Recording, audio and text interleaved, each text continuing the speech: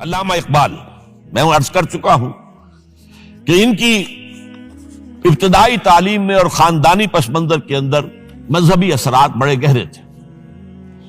بہرحال انہوں نے ایم اے کیا ہے غالباً 1897 میں، اور اس وقت کا کچھ اقبال جو ہے اس وقت سے لے کر 1905 تک کا اقبال، ایک طرف تو اس میں بھی نیشنلزم تھا، ہندی نیشنلزم، یہ نوٹ کر لیجئے۔ چنانچہ اسی دور کا اس کا ترانہ ہے، سارے جہاں سے اچھا ہندوستان ہمارا۔ آج بھی جو ہندوستان کا ریڈیو ہے اور ہندوستان میں حکومت کے زیر اہتمام اس ترانے کی جو ہے وہ بڑی سرپرستی ہوتی ہے، بہت اس کو جو ہے نشر کیا جاتا ہے، سارے جہاں سے اچھا ہندوستان ہمارا، ہم بلبلیں ہیں اس کی، وہ گلستاں ہمارا۔ بلکہ اس زمانے میں ایک ایسا شعر بھی انہوں نے کہا ہے جس کی کہ پھر شدید ترین نفی بعد میں ان کے اشعار سے ہوئی ہے۔ انہوں نے ایک نیا شوالہ کے نام سے جو نظم لکھی کہ سچ کہہ دوں اے برہمن گر تو برا نہ مانے، تیرے صنم قدوں کے بت ہو گئے پرانے۔ اسی میں ایک شعر ہے کہ پتھر کی مورتوں میں سمجھا ہے تو خدا ہے، خاک وطن کا مجھ کو ہر ذرہ دیوتا ہے، خاک وطن کا مجھ کو ہر ذرہ دیوتا ہے۔ اس درجے گہرا انڈین نیشنلزم اقبال کے اندر بھی موجود تھا۔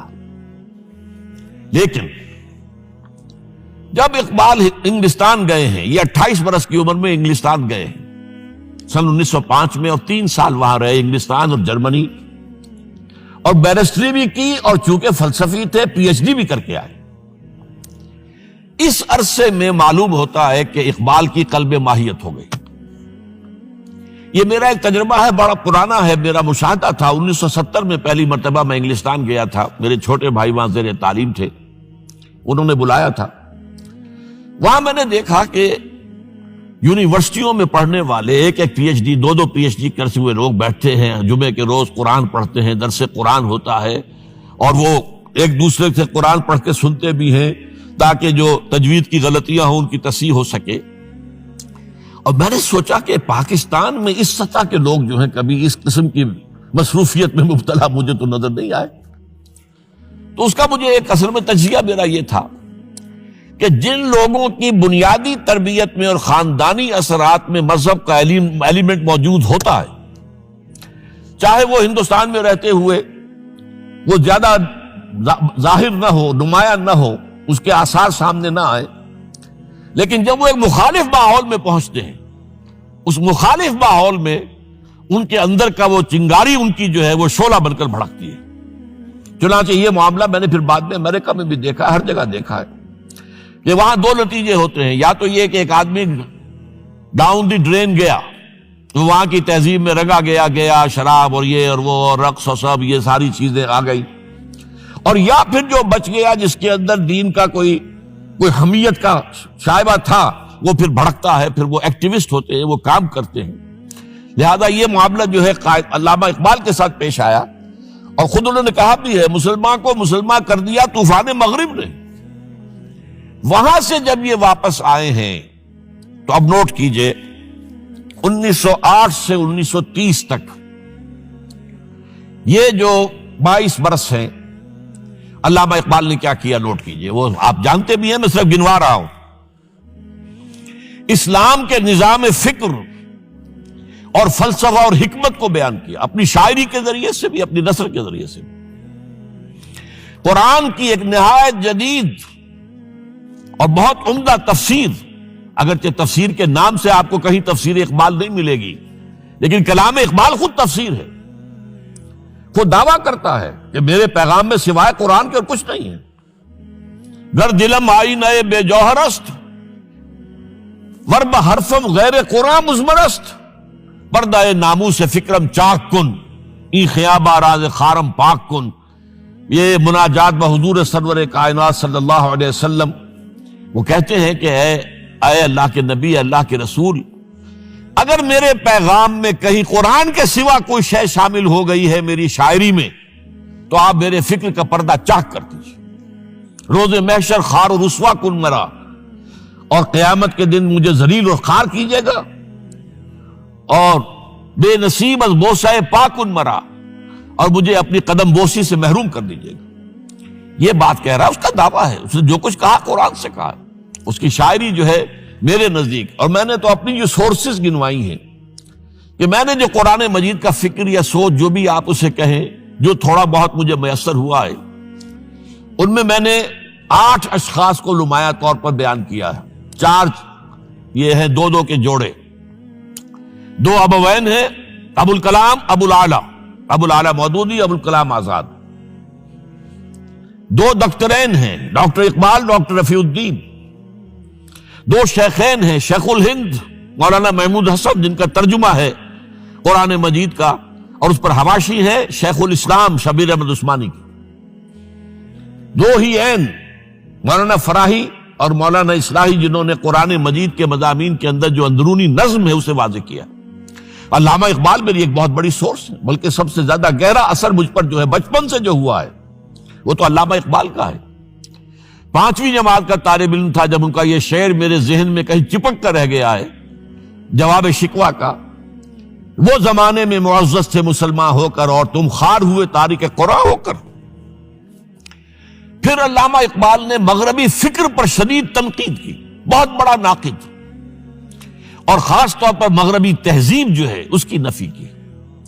یہ سارا کام کیا، اور اس سب سے بڑھ کر وہ تجدید ملت اسلامی کا علمبردار بن کر سامنے آیا.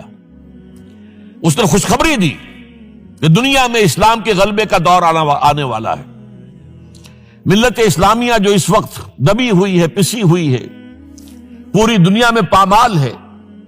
آپ کو معلوم ہے کہ پہلی جنگ عظیم کے بعد کیا صورت ہو گئی تھی. سلطنت عثمانیہ کے جب دھجیاں بکھیر دی گئی، اور کولونیل امپیریلزم جو ہے پورے عالم اسلام پر حکمران تھا، پورا عالم اسلام جو ہے محکوم. اگرچہ یہ دبے ہوئے ہیں، پسے ہوئے ہیں، گرے ہوئے، لیکن ان کا دوبارہ غلبہ ہوگا، یہ ابھریں گے. ملت اسلامیہ کی تجدید ہوگی، اسلام کی نشأت ثانیہ ہوگی. اسلام کے روشن مستقبل کے مبشر بن کر علامہ اقبال سامنے آئے. اور ایک اور جو بہت بڑا کام کیا وہ وہی وطنی قومیت کی شدید نفی، بلکہ شدید کا لفظ بھی کافی نہیں ہے، شدید ترین نفی کی ہے. اس لیے کہ اس وقت وطنی قومیت جو ہے اس وقت مسلمانوں کو اپنے اندر انگلف کرنے کے لیے پوری قوت کے ساتھ زور لگا رہی تھی. میں نے علامہ اقبال کے حوالے سے جو باتیں کی ہیں کہ احیاء فکر اسلامی اور تجدید ملت اسلامی، اس کے ساتھ ساتھ ہندوؤں میں کیا ہو رہا تھا اس دور میں، ان کے ہاں بھی ان کی مذہبی تجدید کا عمل بڑی شدت کے ساتھ شروع ہوا. اس میں بھی چند ناموں کا میں تذکرہ کرنا چاہوں گا. بنکم چٹرجی، اس نے بندے ماترم کا یہ جو ترانہ ہے آج بھی بھارت کے اندر مجبور کیا جا رہا ہے مسلمانوں کو بھی کہ وہ بھی اسکولوں کے اندر یہ ترانہ پڑھیں، اور ابھی مسلمان رجسٹ کر رہے ہیں. اس میں وہ زمین کی بندگی، بھارت ماتا ہم تیرے بندے ہیں، اور یہ جو ہے ہندو رینائسنس کا ایک بہت بڑا جو ہے یوں سمجھیے کہ علم بردار. پھر دوسری شخصیت سامنے آئی، راجہ رام موہن. یہ شخص بہت بڑا فاضل، بڑا عالم، 10 کے قریب زبانیں جو ہے ان کا ماہر، جس میں یورپینز بھی اور ایسٹرن بھی. پھر یہ کہ یہ مسلمانوں کا ہمدرد بن کر آیا. انگریز نے جب یہاں پر ان کے پادریوں نے تسلیس کی تلقین شروع کی ہے تو آئینہ توحید کے نام سے اس نے کتابچہ لکھا اس کی نفی کے لیے. اس حوالے سے یہ کچھ ایسی شخصیت بننے کی کوشش کر رہا تھا کہ مسلمان بھی اس کو قبول کریں، اور اس کے بعد پھر اس نے برہمو سماج کے نام سے ایک ادارہ قائم کیا. یہ وہی تھا کہ جو اس سے پہلے اکبر نے جو فلسفہ دیا تھا دین الہی، اللہ کا معاملہ کرو، صرف اللہ کو سب مانتے ہیں، صرف نام ہے مختلف ہے، کسی نے کوئی نام رکھ دیا، کوئی مہادیو کہتا ہے، کوئی کچھ کہتا ہے، کوئی گاڈ کہتا ہے، سب خدا کو تو سب مانتے ہیں. یہ جو رسالت کا معاملہ ہے اور شریعت کا معاملہ ہے، یہ فساد کی جڑ ہے. رسالت کی بنیاد پر شریعتیں مختلف، عبادتیں مختلف، ذرا اس کو پیچھے ڈالو. تو دین اکبری یا دین الہی اس کا نام تھا. اس کے اندر بھی در حقیقت کوشش یہ تھی کہ تمام مذاہب کو ایک ہاون دستے میں ڈال کے اور اس کو کوٹ کے اور چھان پیس کے ایک صفوف بنا کر ایک کامن مذہب ہندوستان کا وجود میں لایا جائے.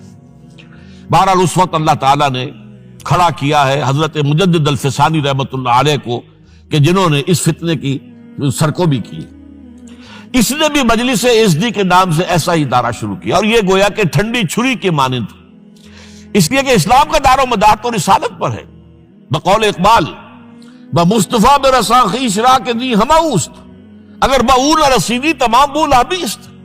اسلام کا تو سارا معاملہ، دین جو ہے اس کا سارا جو مدار دار و مدار ہے وہ رسالت پر ہے، نبوت پر ہے، اسی پر شریعت کا سارا دار و مدار ہے.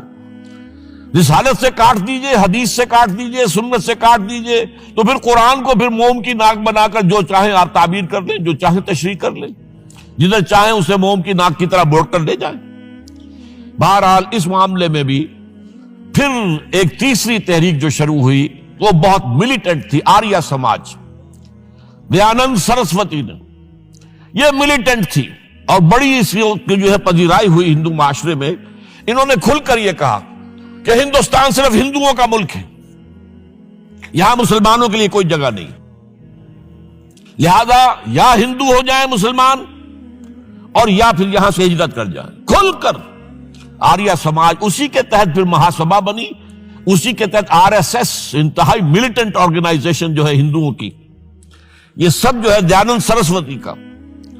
یہ اسی طریقے سے پھر شدھی کی تحریک شروع ہو چکی تھی، ریکلیم کرو مسلمانوں کو.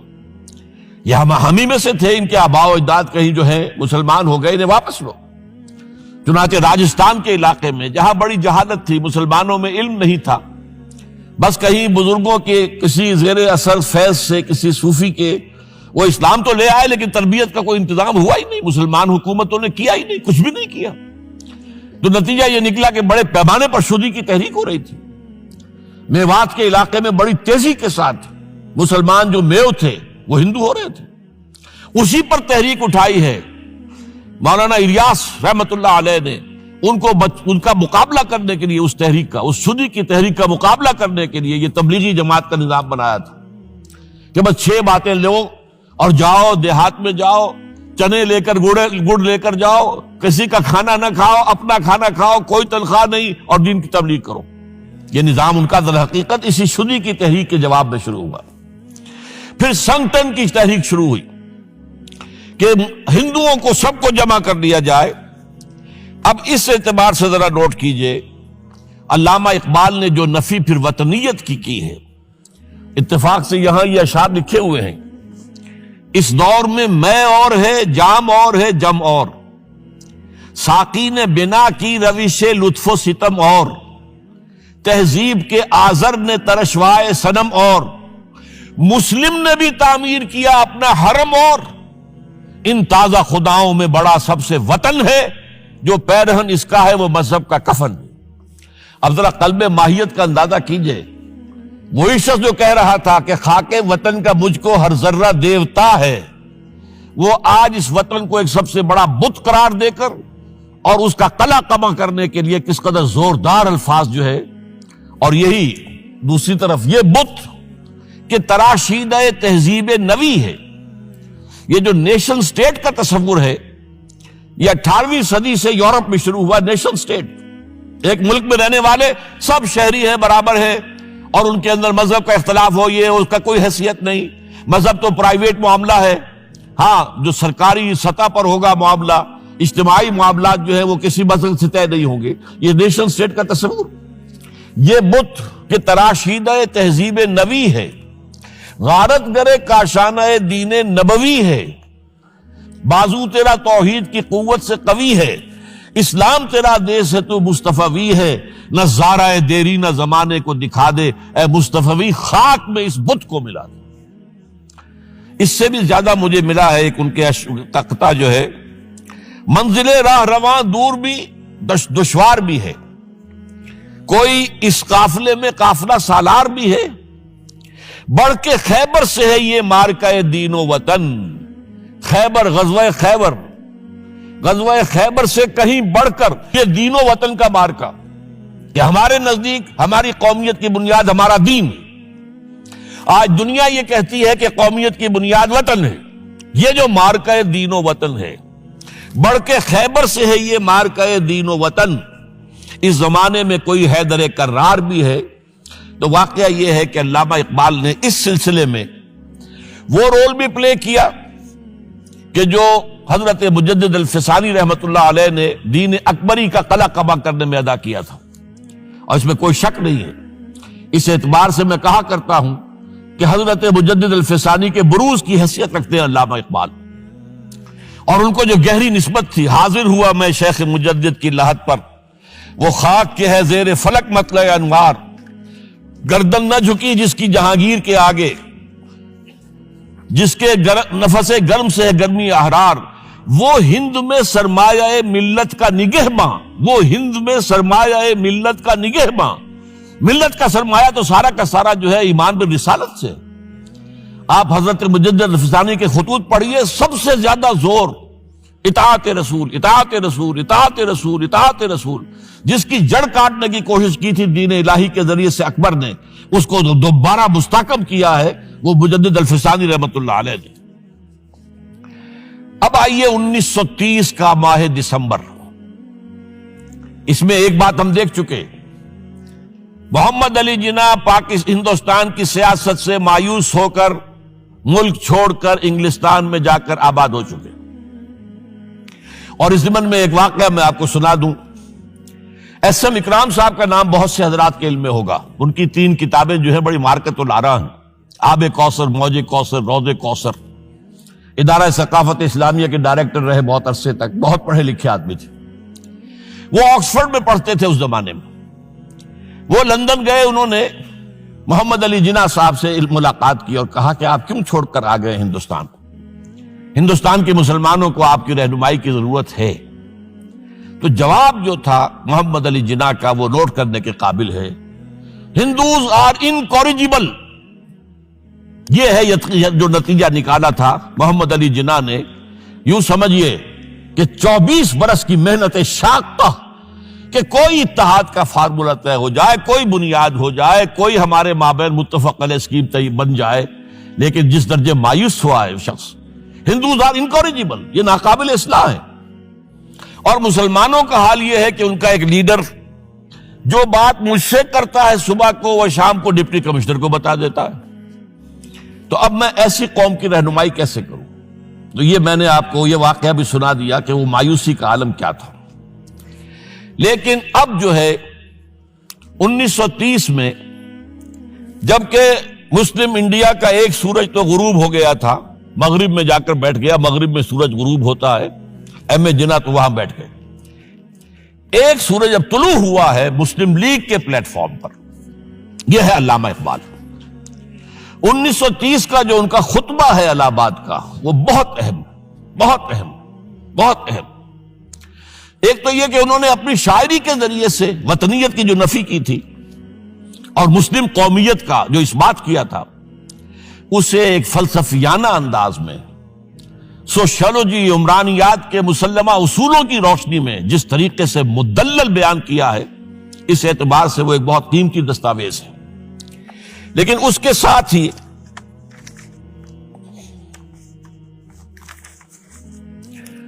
انہوں نے ایک تجویز پیش کی، اور یوں بھی کہیے کہ ایک پیشن گوئی کی۔ وہ پیشن گوئی یہ تھی کہ ہندوستان کے شمال مغرب میں ایک مسلمان ریاست قائم ہوگی، اور پھر یہ بھی کہا میں مطالبہ کرتا ہوں کہ وہ قائم ہو۔ البتہ اس میں بعض لوگ جو ہیں اس پر یہ تنقید کرتے ہیں کہ علامہ اقبال نے تو یہ کہا تھا I would like to see the Punjab, the Northwest Frontier Province, Sindh and Balochistan amalgamated into a single state. Self-government within the British Empire or without the British Empire. The formation of a consolidated Northwest Indian Muslim state appears to me to be the final destiny of the Muslims, at least of Northwest India. اس پہ اعتراض یہ کیا جاتا ہے کہ علامہ اقبال نے تو ہندوستان کے اندر برطانیہ کے حکومت کے اندر کے لیے تجویز دی تھی، لیکن یہ بات غلط ہے۔ اصل میں نوٹ یہ کیجئے کہ 1930 تک تو اس کا کوئی امکان ہی نظر نہیں آتا تھا کہ انگریز ہندوستان چھوڑ کے چلا جائے گا۔ تو اس وقت کے لیے ان کی تجویز یہ تھی کہ ہندوستان میں ایک صوبہ بنا دیا جائے، یہ آج کا پاکستان، یا یوں سمجھیے کہ جو کچھ عرصے پہلے 1 یونٹ بنا تھا، برٹش انڈیا میں بھی یہ 1 یونٹ کی حیثیت سے ایک سٹیٹ بن جائے، تاکہ اس علاقے میں مسلمانوں کے اندر جو کچھ قومیتی کچھ تھوڑا تھوڑا فرق ہے، کلچر کا فرق ہے، کچھ ان طرح کی چیزیں، زبانوں کا فرق ہے، تو یہ جو ہے مل جل کر ان کے اندر ایک قوم کا تصور جو ہے باقاعدہ پیدا ہو جائے۔ اسی لیے وہ کہتے ہیں I demand the formation of a consolidated Muslim state in the best interest of India and Islam۔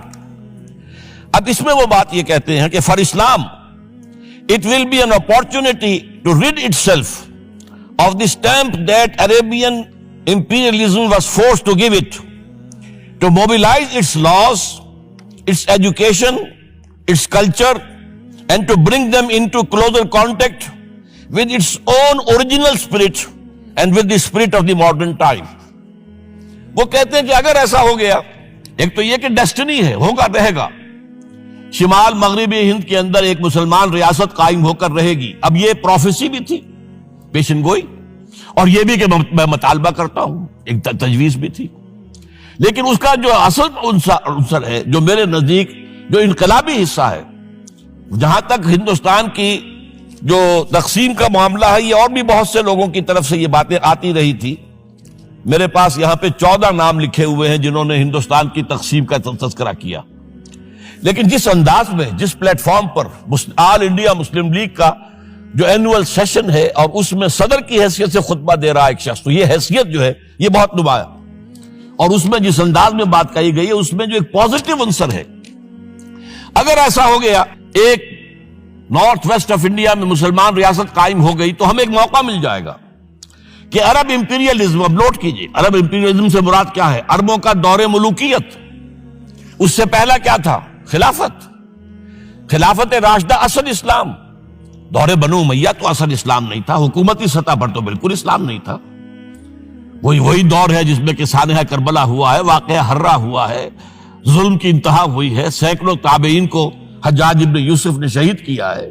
اس کو حدیث کے اندر بھی کہا گیا ہے ملکن اعظم، کاٹ کھانے والی ملوکیت۔ اس کے بعد جو ہے دور آیا ہے بنو عباس کا، وہ محل بنے ہیں شاندار، جو ہے جو بھی بادشاہوں کے ہاں ہوتا تھا وہ سارا کا سارا معاملہ آیا ہے۔ تو اب دنیا اسلام کو ان کے آئینے میں دیکھتی ہے، وہ سمجھتی ہے یہ اسلام ہے، لہذا اس میں تو کوئی شے ایسی نہیں ہے جو اٹریکٹ کر سکے، جو کسی قوم کو اسلام کی طرف جو ہے وہ کھینچ سکے۔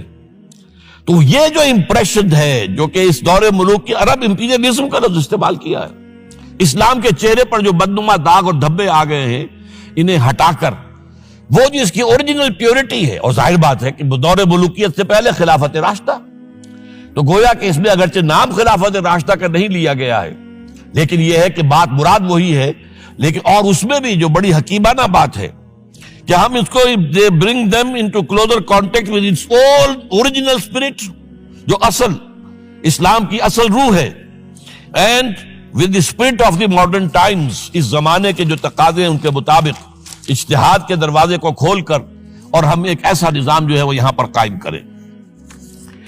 یہ ہے وہ چیز کہ جس نے تحریک مسلم لیگ کے اندر ایک مثبت جذبہ، یہ نوٹ کر لیجئے میرے الفاظ، 1906 سے لے کر 1930 تک تحریک مسلم لیگ صرف ایک منفی موٹیو پر چل رہی تھی، منفی، نیگیٹو، خوف، ہندو کا خوف، ہندو دبا لے گا، ہندو ایکسپلائٹ کرے گا، ہندو معاشی طور پر بھی، تہذیبی طور پر بھی، ثقافتی طور پر بھی، مذہبی طور پر بھی شدی کی تحریک چل رہی ہے، ہمیں راستہ دکھایا جا رہا ہے، ہندوستان چھوڑ دو اور بھاگ جاؤ، چلے جاؤ۔ یہ سارا خوف کا عنصر تھا، اور اس میں تحفظات تلاش کرنے، کوئی ایسی یقین دہانیاں کہ وہ مسلمانوں کے حالات بہتر ہو جائیں، اس کے علاوہ کوئی اور موٹیو نہیں تھا، یہ منفی موٹیو تھا۔ اور اس کی وجہ ساتھ ہی یہ ہے کہ مسلم لیگ اس وقت تک کوئی عوامی جماعت تھی ہی نہیں، بلکہ کچھ خواص، جو اونچے لوگ، نوابوں اور نواب زادوں اور ان ایسے لوگوں کی جو ہے یہ ایک جماعت تھی۔ لیکن 37 میں جو یہ انجیکشن لگا ہے یہ پازیٹیو ہے۔ اس کی مثال میں دیا کرتا ہوں کہ کوئی مریض پڑا ہوا اپنے بیڈ پر اور گلوکوز کی بوتل لگی ہوئی ہے اور ایک ٹیوب چل رہی ہے، تو اس کے اندر ہی کوئی اب انجیکشن لگانا ہے تو اس ٹیوب میں لگا دیتے ہیں، ایسا نہ ہو کہ کوئی اور پرک دینی پڑے مریض کو اور اسے تکلیف ہو. تو گویا کہ مسلم لیگ کا جو بھی وہ ایک نظام تھا اس میں ایک انجیکشن لگایا ہے علامہ اقبال نے 1930 کے خطبے میں. اگلی بات، اس کے بعد یہی انجیکشن علامہ اقبال نے لندن میں مسٹر محمد علی جناح کے ذہن و فکر میں لگایا ہے. اس کا واقعہ کیا ہے؟ 3 گول میز کانفرنسیں ہوئی تھی، پہلی اور دوسری میں محمد علی جناح بھی شریک تھے، تیسری 1932 میں ہوئی، اب وہ شریک نہیں ہوئے اس لیے کہ وہ سیاست چھوڑ چکے تھے. وہ تو سیاست کو خیر بات کہہ کر اب پریکٹس کر رہے تھے. لیکن علامہ اقبال اس میں گئے تھے، وہاں موقع ملا، قریبی ملاقاتیں ہوئیں، گفتگویں ہوئیں، اور ان ملاقاتوں کے نتیجے میں یہی انجیکشن علامہ اقبال نے محمد علی جناح کے ذہن اور فکر کے اندر لگایا ہے کہ بات کرو اسلام کے احیاء کی، وہ چیز کہ جو مسلمانوں کے جذبات کے اندر گرمی پیدا کرے، حرارت پیدا کرے. اس حوالے سے یہ جو انجیکشن لگایا گیا ہے اسی سے پھر یہ کہ ان کے مزاج کے اندر ایک تبدیلی آئی. کچھ اور لوگوں نے بھی انہیں کہا ہوا تھا، لیکن یہ کہ خاص طور پر یہ بات اقبال کی تھی جس کی اپنی ایک حیثیت تھی.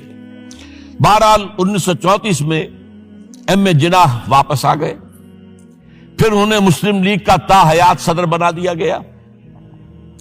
پھر انہوں نے مسلم لیگ کو سنبھالا ذرا، لیکن 1936 کے الیکشن جو آئے یہاں پر، اس میں کانگریس پوری اوور ویلمنگ میجورٹی سے جیت گئی. ابھی محمد علی جناح کو موقع ملا ہی نہیں تھا کہ ابھی مسلم لیگ کو سنبھال سکتے. اور ان جو وزارتیں بنی تھی اس دور میں کانگریس کی، انہوں نے جو سلوک مسلمانوں کے ساتھ کیا، جو مظالم ڈھائے، جو انہیں دبایا اور ان کے حقوق کو پامال کیا، اس سے وہ نیگیٹو جو ایک موٹیو تھا وہ بھی اور قوی ہو گیا. اور اس کے بعد پھر محمد علی جناح نے 1937 سے لے کر 1947 تک، ایک لفظ میں استعمال کر رہا ہوں، آپ گھبرا نہ جائیں، 1937 سے 1947 تک اسلام کی قوالی گائی. پورے 10 برس اسلام اسلام اسلام اسلام، ہمیں اسلام چاہیے، اسلامی تہذیب ہم چاہتے ہیں، اسلامی قانون ہم چاہتے ہیں، ہمارے قوانین اور ہیں، ہمارا مذہب نہیں ہے، وہ دین ہے، وہ زندگی کے تمام معاملات پر. یہ جو ہے میں قوالی اس لیے کہہ رہا ہوں کہ قوالی میں تکرار ہوتی ہے. جس تکرار کے ساتھ یہ اب اس موقع پر آ کر محمد علی جناح قائد اعظم بن گئے. مسلمانوں کے دلوں کی بات، اقبال نے جو ولولہ پیدا کر دیا تھا، ایک ولولہ تازہ دیا میں نے دلوں کو، لاہور سے تا خاک بخارا اور سمرقند، وہ جو ولولہ تھا، جو غلغلہ تھا، اب محمد علی جناح کی زبان سے جب وہ بات آئی ہے تو یہ مسلمانوں کے دل کی آواز تھی، ان کی روح کی پکار تھی. لہذا اب مسلم لیگ ایک عوامی جماعت بنی اور محمد علی جناح اب قائد اعظم قرار پائے. اب اس معاملے میں میں چاہتا ہوں ذرا، کیونکہ یہ بات نئی سی ہوگی، میرے اس تجزیے کے روح سے نظریہ پاکستان اسلام اور اسلام کا احیاء خلافت راشدہ کے مفہوم میں، اور اس کا خالق اقبال ہے، اس میں کوئی شک نہیں. قائد اعظم تک بھی یہ بات پہنچانے والا اقبال ہے، اور پھر اسی پر قائد اعظم نے عمل کیا ہے. تو اس چیز کو بہت سے لوگ جو ہیں آسانی کے ساتھ تسلیم نہیں کریں گے، لیکن میں یہ چاہتا ہوں کہ خود قائد اعظم نے علامہ اقبال کے بارے میں جو کچھ کہا ہے اس کی 2 کوٹیشنز آپ کے سامنے رکھ دوں. کلکتہ 21 اپریل 1938 کو علامہ اقبال کا انتقال ہوا. اس وقت کلکتہ میں ایک بہت بڑا جلسہ ہو رہا تھا فلسطین کے مسئلے پر غور کرنے کے لیے. قائد اعظم اس کے چیف مقرر تھے. اب یہ خبر پڑھیے.